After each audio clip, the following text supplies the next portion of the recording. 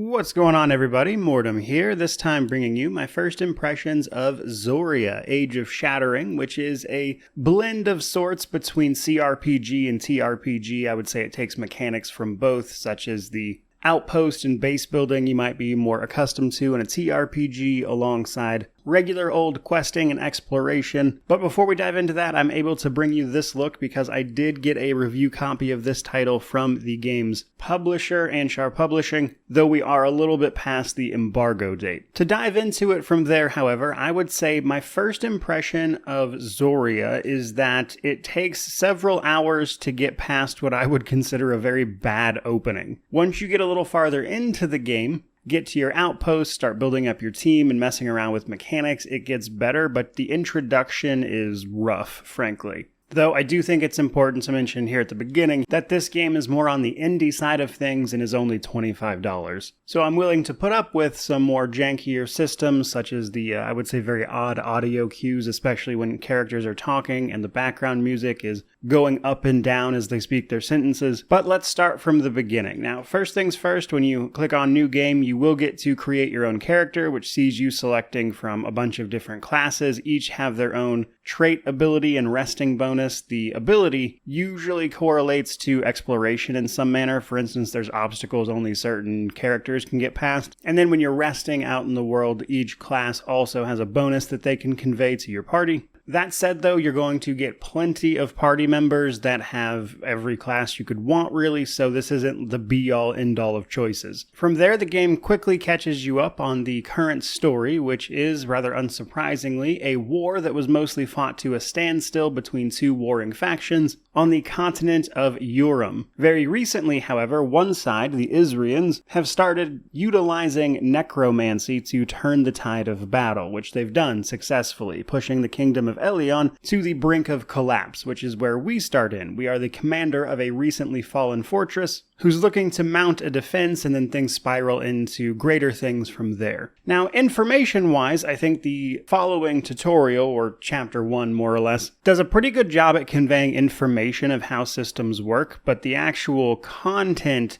is not so great. So you're fighting off Isrians who have recently attacked as you're trying to recover and retreat, which is fine in theory, but in practice it mostly amounts to fighting a lot of battles against enemies who are great at tearing apart your armor, which means you're taking a bunch more damage than you normally would, while you're still trying to get to grips with how the game even works, what the resting system looks like, and then once you get past that, after a significant boss fight I might add, the game suddenly gets a bunch easier where you're fighting things a little more appropriate for your setting.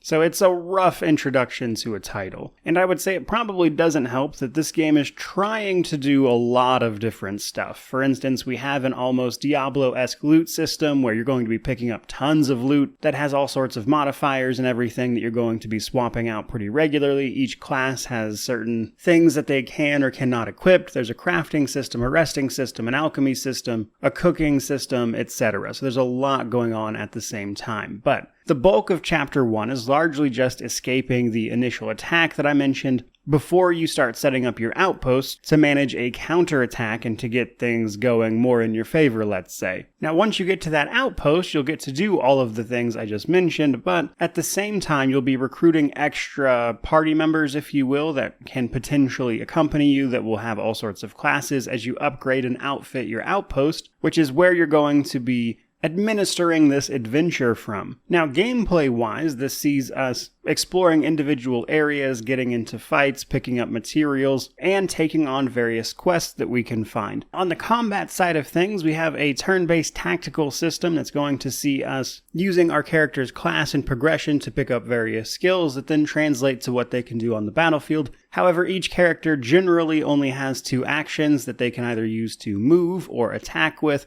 Some abilities require you to use all of those action points, so generally 1 or 2, on top of things like energy or mana, depending on your class, and some require you to build up focus first, that is to say, use basic abilities until you can use the better ones. And overall, I would say this makes combat pretty quick and fun. I do think they are a little heavy-handed in hitting you with things like entropy mechanics, such as durability, fatigue on your characters, the number of fights you're in eventually requires you to rest, which, while, certainly realistic, kind of gets annoying. Otherwise, you take a big penalty to your statistics, your attributes, and sometimes enemies can even convey debuffs that last permanently unless you have some way to fix them, such as sundering your armor, which you either need to go have fixed at a blacksmith or something in addition to its regular durability, or take on a resting bonus from a lancer, which will usually fix it. So while the basic core of combat is fun enough, I do think they hit you with way too many mechanics that require you to go do something else that isn't exploration, and things like having that sunder armor system on top of a more traditional durability system just seems very redundant to me. So first impressions wise, I would have to say Zoria is a bit of a mixed bag. It has things I really disliked. I think the introduction to the game could be much stronger, but it does eventually get a lot more fun once you get to your outpost and just kind of out of that starter area where you have more freedom of control in terms of how you approach things and what your team composition looks like, as well as just the ability to take on other quests and do things in a more non-linear way. The flip side of that, though, is I think the systems at play often show a very significant amount of jank, audio cues being off, the armor system that I've already mentioned, the general animation to everything, but I would say, in spite of that very